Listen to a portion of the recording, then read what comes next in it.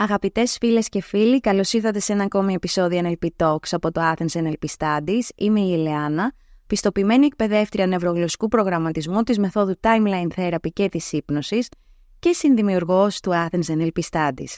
Τα επεισόδια NLP Talks είναι διαθέσιμα στο Spotify και στο YouTube και στο σημερινό επεισόδιο θα ασχοληθούμε με τους τοξικούς συναδέλφους και υπαλλήλους που ρουφάνε όλη την παραγωγική ενέργεια μιας εταιρείας. Και στο τέλος καταλήγουν να είναι μια πολύ ακριβή επένδυση χωρίς να προσφέρουν τίποτα στην ανάπτυξη της εταιρείας ή του οργανισμού. Επίσης αποθαρρύνουν και εκνευρίζουν όλα τα μέλη της ομάδας, άρα στο σημερινό επεισόδιο θα καλύψω τι είναι η τοξική συμπεριφορά σε ένα εργασιακό περιβάλλον και θα επισημάνω τις 5 πιο γνωστές τοξικές συμπεριφορές, όπως επίσης και κάποια tips που θα σας βοηθήσουν να προλάβετε κάθε τοξική συμπεριφορά στον εργασιακό τομέα. Το σημαντικό είναι να κατανοήσετε ότι οι τοξικές συμπεριφορές έχουν αντίκτυπο στην εταιρεία που εργάζεστε ή στην επιχείρησή σας. Μία συμπεριφορά είναι τοξική αν έχει ένα αρνητικό αντίκτυπο στους άλλους που προσδιορίζεται με σημαντικό δράμα και προσωπικές διαμάχες μεταξύ των συμμετεχόντων που βλάπτουν την παραγωγικότητα. Και όποιοι και αν είναι αυτοί που εμπλέκονται, η αναταραχή μέσα στην εταιρεία είναι δεδομένη. Τα τοξικά εργασιακά περιβάλλοντα είναι κάθε περιβάλλον όπου η ατμόσφαιρα, οι άνθρωποι και κάθε συνδυασμός αυτών των δύο προκαλεί σοβαρές αναστατώσεις στην υπόλοιπη ζωή σας. Ο αντίκτυπος στην υγεία εξαιτίας ενός τοξικού ή και εχθρικού εργασιακού περιβάλλοντος είναι σοβαρός γιατί μπορεί να επηρεάσει και να πληγώσει σοβαρά τις προσωπικές σας σχέσεις, την αυτοπεποίθησή σας και τις φιλίες σας. Ακόμη και αν δουλεύετε από το σπίτι, ένα αρνητικό περιβάλλον μπορεί να διαπεράσει τους τοίχους του σπιτιού σας. Οι μη απτές ποιότητες που κάνουν ένα περιβάλλον υγιές ή τοξικό μπορούν να επηρεάσουν τα πάντα και τους πάντες στη ζωή σας, εντός και εκτός εργασίας, και αυτό είναι πολύ σημαντικό να το έχετε στο νου σας. Γι' αυτό μην το παίρνετε αψήφιστα. Οπότε οι ηγέτες και οι managers πρώτης γραμμής θα πρέπει να γνωρίζουν και να αναγνωρίζουν τα σημάδια που προκαλούν ένα τοξικό περιβάλλον. Θα πρέπει να θέλουν να λάβουν δράση για να σταματήσουν τις όποιες αρνητικές συμπεριφορές και να ενδυναμώσουν τις ομάδες προς τα εμπρός, προς ένα πολιτισμένο περιβάλλον. Τα 5 σημάδια ενός τοξικού περιβάλλοντος, για τα οποία θα σας μιλήσω σήμερα, υπάρχουν παντού. Ανεξαρτήτως εργασίας, εταιρείας, μοντέλου, όπως πλήρης ή μερικής απασχόλησης, μοντέλου εργασίας εννοούσα. Αν πάτε στο γραφείο ή δουλεύετε από το σπίτι ή υβριδικά. Το πρώτο σημάδι τοξικού περιβάλλοντος είναι το κουτσομπολιό και οι ανεξέλεγκτες φήμες. Οι συζητήσεις που γίνονται στην κουζίνα είναι αρκετές φορές διασκεδαστικές. Είτε πρόκειται για σχόλια του γραφείου ή ανεπίσημες συζητήσεις σε ένα πηγαδάκι, βοηθούν στην αποφόρτιση του εργασιακού άγχους και ενδυναμώνουν τις σχέσεις μεταξύ των υπαλλήλων. Ωστόσο, κάποιοι εργαζόμενοι μπορεί να είναι ο στόχος των κουτσομπολιών και οτιδήποτε λέγεται δεν πρέπει να είναι εις βάρος ενός συναδέλφου και κυρίως εις βάρος των συναισθημάτων του συναδέλφου. Το κουτσομπολιό μπορεί να προκαλέσει αχρίαστες συγκρούσεις, να υπονομεύσει τις εργασιακές σχέσεις και να επηρεάσει αρνητικά την εργασία της ομάδας. Μια εταιρεία γεμάτη με ανθρώπους που κουτσομπολεύουν δεν είναι ένα υγιές εργασιακό περιβάλλον. Αν δεν διαχειριστεί, η κατάσταση μπορεί να οδηγήσει σε αποκλεισμό, χτυπήματα πίσω από την πλάτη ή κάτω από τη μέση και bullying σε κάποιες περιπτώσεις. Να προσέχετε τις εταιρείες που είναι γεμάτες με κουτσομπόλιδες. Αυτού του είδους οι εργαζόμενοι δημιουργούν δυσπιστία μεταξύ των ανθρώπων από κάτω μέχρι και πάνω. Λατρεύουν να ξεκινούν φήμες σε σχέση με την εταιρεία και εξαπλώνουν χαζές ιστορίες για την προσωπική ζωή άλλων συναδέλφων. Ξοδεύουν τον χρόνο όλων άδικα και γεμίζουν τον χώρο με αρνητική ενέργεια. Ένα προϊόν μιας εταιρείας με σοβαρό πρόβλημα επικοινωνίας είναι το κουτσομπολιό. Το χειρότερο είναι και το πώς οι φήμες ή το κουτσομπολιό μπορούν να εξελιχθούν από το «Ο Γιώργος δεν είναι ποτέ στην ώρα του στα meetings» σε «Ακούσαμε ότι ο Γιώργος αργεί συνέχεια γιατί βγαίνει με τη μάνατζέρ του». Εκτός από την εξάπλωση ψεύτικων πληροφοριών, το κουτσομπολιό μπορεί να οδηγήσει στη δημιουργία κλικών που ως αποτέλεσμα θα εγκαταστήσει μια κουλτούρα αποκλεισμού στην εταιρεία. Άνθρωποι μπορεί να χάσουν τη δουλειά τους, τσακωμοί μπορεί να προκληθούν στο λεπτό και η ενέργεια στο γραφείο είναι ασήκωτη.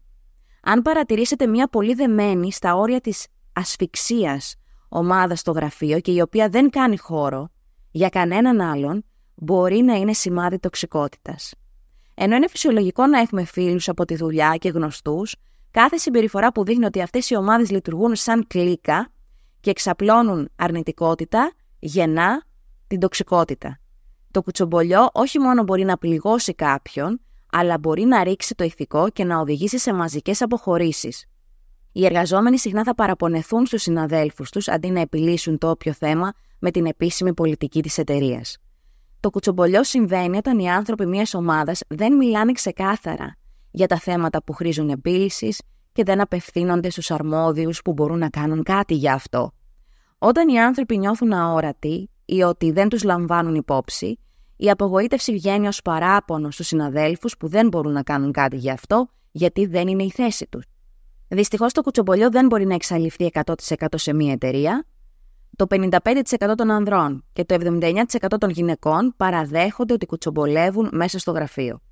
Για να το διαχειριστείτε και να το εξαλείψετε όσο μπορείτε, να είστε παρατηρητικοί.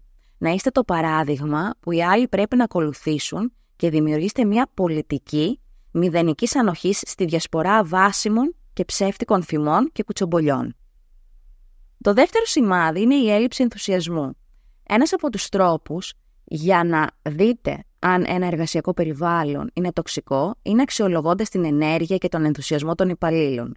Αν σέρνουν τον εαυτό τους στο γραφείο από το πάρκινγκ χωρίς να λένε καλημέρα ή να χαιρετούν ο ένας τον άλλον ή φαίνονται δυστυχισμένοι, μάλλον δεν περνούν καλά στη δουλειά. Αν μπαίνετε στο γραφείο και μέσα υπάρχει μία μιζέρια, μάλλον το περιβάλλον είναι εχθρικό. Σε αυτού του είδους το γραφείο δεν υπάρχει ενθουσιασμός, κανένας δεν μπαίνει με χαμόγελο και κανένας δεν λέει «μου αρέσει που δουλεύω εδώ». Αν υπάρχει υψηλό ποσοστό αποχώρησης εργαζομένων, μάλλον αυτό συμβαίνει γιατί δεν είναι ευχαριστημένοι και το ηθικό είναι στα τάρταρα. Αν κοιτάτε γύρω σας και δεν βλέπετε κανέναν πραγματικά χαρούμενο και χαμογελαστό, αν δεν υπάρχουν θετικές συζητήσεις ή κοινωνικοποίηση των συναδέλφων, είναι σημάδι τοξικότητας. Η έλλειψη κινητοποίησης και ηθικού μπορεί να εξαπλωθεί όπως ένας ιός στο γραφείο, δημιουργώντας ακόμη μεγαλύτερα προβλήματα. Αν η ομάδα σας δεν είναι κινητοποιημένη, δεν σημαίνει πάντα βέβαια ότι το περιβάλλον είναι τοξικό. Αλλά δεν βλάπτει να σιγουρευτείτε γι' αυτό και να κάνετε κάτι αν αυτό συμβαίνει. Για να κινητοποιήσετε τους άλλους, επιβεβαιώστε ότι είστε όλοι στην ίδια σελίδα σε σχέση με το σκοπό και το όραμα της εταιρείας. Θέστε ξεκάθαρους στόχους για την ομάδα σας και δώστε τους κάτι να προχωρήσουν μπροστά. Να αναγνωρίζετε και να δείχνετε εκτίμηση στους άλλους για την καλή δουλειά που κάνουν και τα όσα έχουν καταφέρει, μικρά και μεγάλα. Η εκτίμηση θα πάει μια ομάδα πολύ μακριά. Αν υπάρχει έλλειψη αλληλεπίδρασης, αυτό είναι σημάδι διχασμού μέσα στην εταιρεία και όσοι είναι σε ηγετικές θέσεις πρέπει να κάνουν κάτι για τις ομάδες τους. Αν όλοι έχουν άσχημη συμπεριφορά, τότε ίσως αυτό είναι αποτέλεσμα έντονου ανταγωνισμού ανάμεσα σε συναδέλφους. Πολλές αποχωρήσεις και δράμα. Η διαίσθησή σας λέει ότι κάτι δεν πάει καλά εδώ και έχει δίκιο. Σας ενθαρρύνω να προγραμματίσετε εβδομαδιαία ατομικά meetings με τους πιο παλιούς στην ομάδα και μηνιαία ατομικά meetings με τα πιο junior μέλη της ομάδας.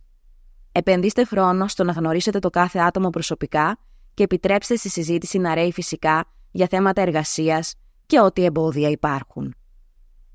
Το τρίτο σημάδι είναι ότι η επικοινωνία δεν ρέει. Όταν οι εργαζόμενοι δεν ξέρουν τι συμβαίνει, γεμίζουν τα κενά της επικοινωνίας με φήμες. Αν ένας εργαζόμενος δεν έχει τις πιο πρόσφατες πληροφορίες, μπορεί να χάσει ένα deadline και να δεχτεί μία επίπληξη από τον μάνατζέρ του. Η μη αποτελεσματική επικοινωνία δεν ρίχνει μόνο το ηθικό, μπορεί να διακινδυνεύσει την υγεία και την ασφάλεια των εργαζομένων. Οι εταιρείες με ελλειπείς επικοινωνιακές στρατηγικές είναι σημάδι ενός αρνητικού επαγγελματικού περιβάλλοντος. Η διαφάνεια είναι το παν και για πολύ καλό λόγο. Η επικοινωνία και η εντιμότητα είναι απαραίτητες αξίες σε έναν οργανισμό ώστε να διατηρούν την αμοιβαία εμπιστοσύνη που είναι απαραίτητη για κάθε επιτυχία. Όταν αυτά τα πυρηνικά στοιχεία λείπουν, η ομάδα δουλεύει σαν ανεξάρτητα και αποσυντονισμένα κομμάτια αντί ως μία ενωμένη μονάδα. Η έλλειψη ξεκάθαρης επικοινωνίας είναι ίσως ένα από τα μεγαλύτερα red flags σε κάθε επαγγελματικό πλαίσιο, ειδικά τώρα που πολλές εταιρείες έχουν εγκαταστήσει την υβριδική εργασία, πρέπει να είναι προτεραιότητα του οργανισμού να μιλούν και να ακούν ενεργητικά το ανθρώπινο δυναμικό τους. Η μη αποτελεσματική επικοινωνία δημιουργεί σύγχυση και δυσπιστία, καθώς οι εργαζόμενοι νιώθουν ότι δεν τους ακούν και δεν τους λαμβάνουν υπόψη. Και αυτή είναι η απόλυτη συνταγή της αποτυχίας. Η καλή επικοινωνία είναι το κλειδί για κάθε επιτυχημένη σχέση και όταν μιλάμε για εργασιακό περιβάλλον, βοηθάει στο να νιώθουν όλοι ασφάλεια και ηρεμία. Και αυτή είναι η διαφορά ανάμεσα σε μια υγιή και τοξική εταιρική κουλτούρα.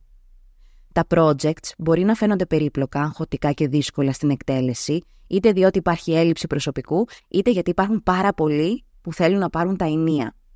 Μπορεί να έχετε παρατηρήσει ανθρώπους που είναι σε υψηλόβαθμες θέσεις να μιλάνε υποτιμητικά στους ανθρώπους που είναι σε entry-level θέσεις ή να επιλέγουν αμέσως πλευρά σε μια σύγκρουση αντί να δίνουν χρόνο να εκφράσει κάθε πλευρά την θέση και τις ανησυχίες της. Η ανοιχτή επικοινωνία είναι λοιπόν το κλειδί. Οι άνθρωποι σε ηγετικές θέσεις πρέπει να αποφεύγουν την επιλεκτική επικοινωνία. Είναι μια μη ρεαλιστική προσδοκία να περιμένουν από τους ανθρώπους της ομάδας τους να προσαρμοστούν εκείνοι στον τρόπο τους, γιατί ο καθένας από εμάς επικοινωνεί και δέχεται τις πληροφορίες διαφορετικά. Θα πρέπει να γνωρίζουν και να χρησιμοποιούν διαφορετικά στυλ επικοινωνίας όταν μιλάνε στον κάθε εργαζόμενο και να γνωρίζουν το προτιμητέο τρόπο επικοινωνίας του καθένα, το οποίο είναι πολύ εύκολο να το ανακαλύψει κάποιος μέσα σε 3 λεπτά. Θα με ρωτήσετε πώς. Ελάτε στην πιστοποιημένη εκπαίδευση NLP Coach Practitioner, όπου μαθαίνετε όλα τα μυστικά επικοινωνίας που κάθε άριστος ηγέτης εκεί έξω χρησιμοποιεί. Άρα χρειάζεστε εκπαίδευση. Η ευέλικτη επικοινωνία δημιουργεί ευελιξία στα πάντα, γιατί βοηθάει στην ευθυγράμμιση του εργασιακού περιβάλλοντος. Θα μοιραστώ όμως ένα tip επικοινωνίας μαζί σας που μπορείτε να ξεκινήσετε να χρησιμοποιείτε άμεσα και αποτελεσματικά. Και το NLP είναι πολύ γνωστό πέρα από τον τομέα της προσωπικής ανάπτυξης και στον τομέα της επικοινωνίας, χάρη στα γλωσσικά του πρότυπα που μας βοηθάνε να κάνουμε συνειδητή χρήση της γλώσσας. Και θα ήθελα να σας μιλήσω για τη λέξη αλλά. Και θέλω να φανταστείτε ότι μόλις έχετε επικοινωνήσει την ιδέα σας σε έναν συνάδελφο ή συνεργάτη σας και η πρώτη λέξη που βγαίνει από το στόμα του είναι αλλά ή ναι, αλλά. Ποια είναι η αντίδρασή σας? Πιστεύετε ότι σας άκουσε ενεργητικά? Μήπως αισθάνεστε ότι απέρριψε την ιδέα σας? Τώρα φανταστείτε αν απαντούσε με το και αντί για το αλλά. Αυτό ακούγεται διαφορετικά, έτσι δεν είναι? Μήπως σε αυτή την περίπτωση νιώθετε ότι ο άλλος σας άκουσε και τώρα πάει την ιδέα σας ένα βήμα παραπέρα?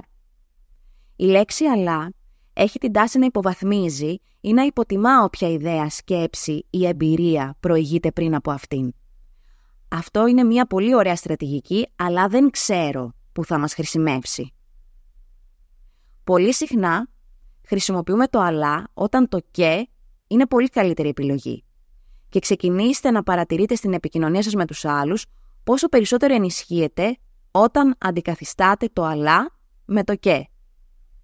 Το 4ο σημάδι είναι οι παραιτήσεις και οι συχνές αποχωρήσεις. Όταν το εργασιακό περιβάλλον δεν έχει να προσφέρει τίποτα καλό πέρα από δυσλειτουργία, πεσμένο ηθικό και εντάσεις, οι εργαζόμενοι θα αρχίσουν να πηγαίνουν προς την πόρτα της εξόδου για να ψάξουν μια καλύτερη κατάσταση. Τα πράγματα στα εργασιακά έχουν αλλάξει με τόσους πολλούς ανθρώπους από τη γενιά των millennials και μετά, όπου έχουμε σε προτεραιότητα την ευεξία και την ψυχική μας υγεία. Δεν επιτρέπουμε σε κανέναν όχι μόνο να την επηρεάζει αρνητικά, αλλά και να την διαταράσει. Θυμάμαι σε μία από τις πρώτες μου εργασίες, είχα βιώσει τόσες πολλές τοξικές συμπεριφορές από τους από πάνω από εμένα, που τελικά παραιτήθηκα. Με τους υπόλοιπους συναδέλφους είχα άριστες σχέσεις.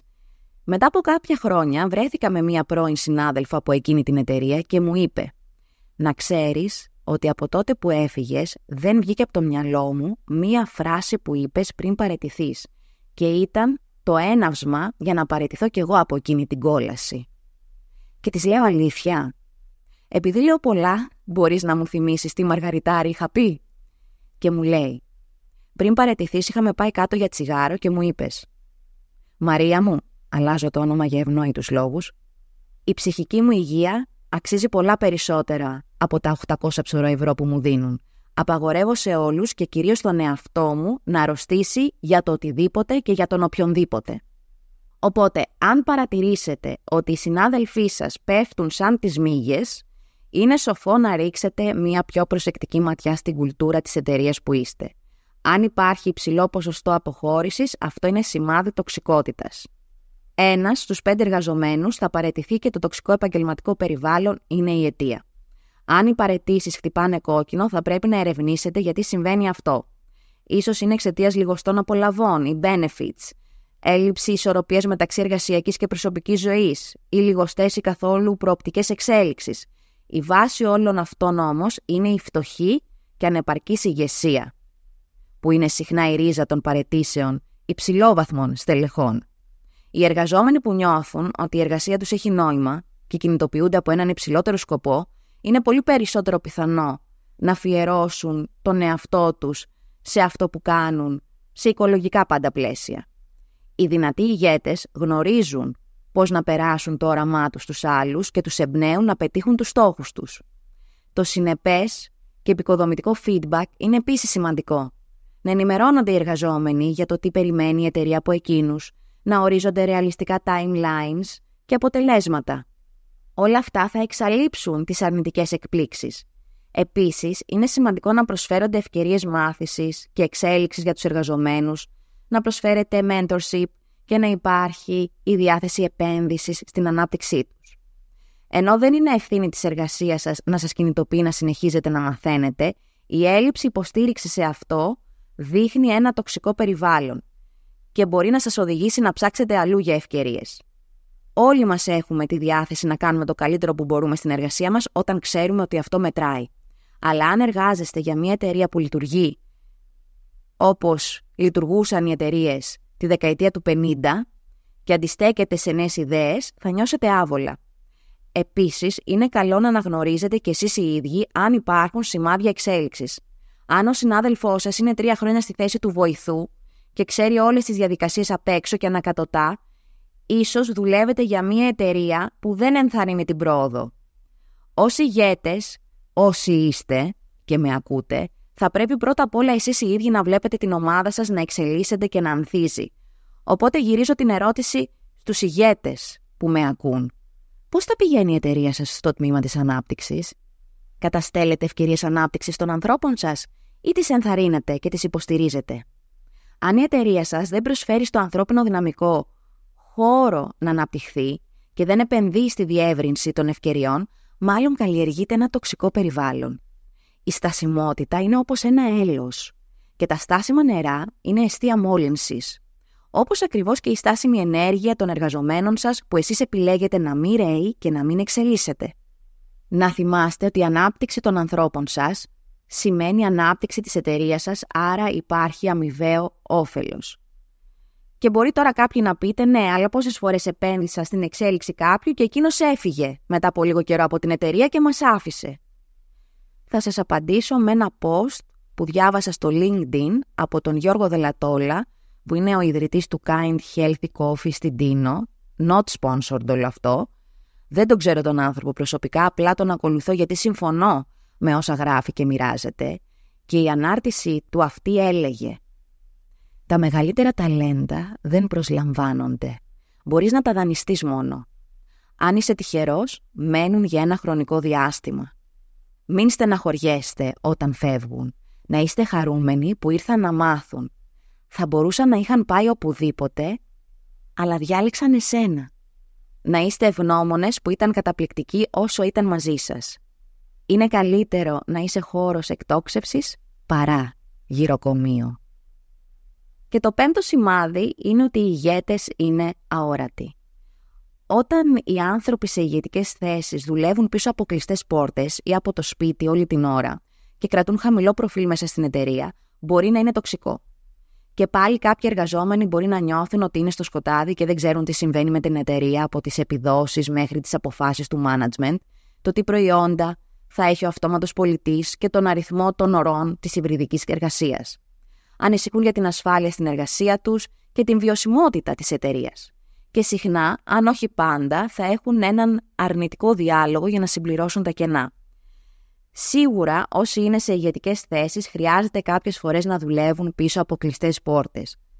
Χρειάζονται εστίαση για να πάρουν σημαντικές αποφάσεις ή να κάνουν εργασία που είναι εμπιστευτική. Και αυτό είναι εντάξει.